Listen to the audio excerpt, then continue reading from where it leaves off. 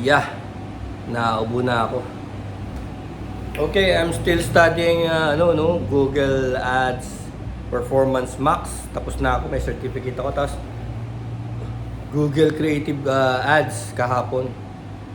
Tapos ko na rin. Yung Creative Ads na lang ang sinasabi kung paano ka mag-advertise sa different platforms nila, ano yung mga pictures, paano maayusin yung picture. So dalawa pa lang yun. So gagawa pa ako ng meron pa silang software. Yung Google may software siya para ma-optimize mo yung mga videos and photos for AI, no? Para madali siyang ma-recognize ng AI, of course, the naming convention.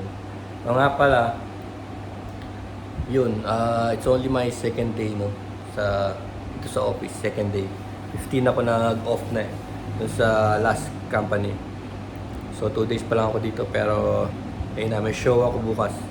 Ay, 24 pala, 24. Bukas lang pala dadalhin. 24, Manila Day.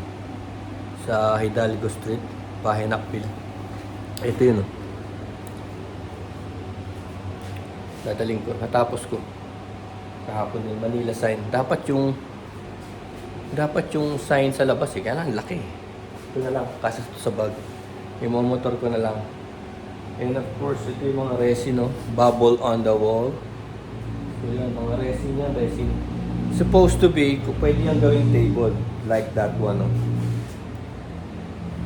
Pwede siyang gawing table.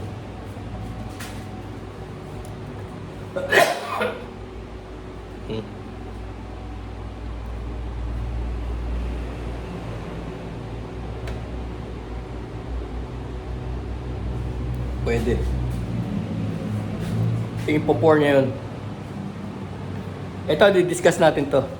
This is memorabilia. Ipo-pour ko ngayon. Memorabilia, ibig sabihin, maski pictures, old IDs, old badges, passports, or ticket, whatever. Nilalagay nyo sa mga scrapbook. Alam mo yung scrapbooking noon? Alam mo na yung mga yan. Kagaya nito, mga photo album, out of sight, out of mind, no? Pag di mo na nakikita, wala ka nang pakialam. Pupunta lang sa mga storage facilities o sa mga lumang maleta, no? Hindi kagaya ng pag nilagay mo sa ganyan, lagi mo nakikita kung ano man yung, in the first place, bakit mo siya tinago. Memorabilia, no? Alam mo yung mga bulaklak, pwede, mga sash, mga graduation banners, no? Hindi mo naman kailangan na yun, eh. Talagang, kaya lang, gusto mong protektahan. Kaya lang, paano? Magic. Resin. Put it in a resin, put it on a table. Ikita mo lang yan. Protektado siya. Tignan mo. Mga laruan, mga toys. Pati ito. Ayan, painting art. Protektado na siya. Waterproof siya. Pag nabalot mo siya. Waterproof against elements, no? So, ito, ipo-pour ko to. Hindi nga ako makapag-invite ng tao dito, eh. May gustong pumunta, eh. Kasi baka magalaw nila, eh. Alam nyo kasi yung assemblage na yan, it's more on placing the perfect placement, no? So, kinakalikot ko yung placement, balance, gano'n, ng toys, ng pictures, no? So, yung placement, pag nagalaw mo, baka hindi mo na maibalik sa dating placement, no? So, yun yung assemblage art. This one is the resin version. So, ito pag-usapan natin itong memorabilia kasi palagay ko maraming may gusto nito. Hindi naman mahal, no? Pwede ko kayong turuan dito sa gallery. Pwede ko kayong bigyan ng session. Gusto mo, gawin natin yung memorabilia nyo. Using a resin and using my container. No? May mga container ako, eh. Dalawa na nga pala yung container ko. Itong dalawa.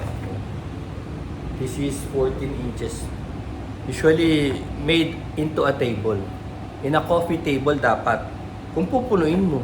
Pero kung hindi mo pupunuin, magiging kagaya pwede mo yung maging table, eh, marami na nakatayo. Lampas na sa 2 inches yung mga nakalagay. So, angat na siya. Ano na siya?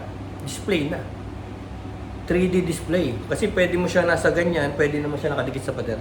Or pwede mo siya ilagay sa rotator. May rotator, ito. Kagaya ito. May rotator. So, pwede mo siyang ilagay dyan, i-rotate. Para makita mo yung kabuuan design mo. Yun ang assemblance.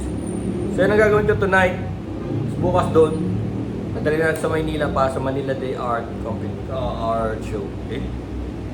Alright, peace.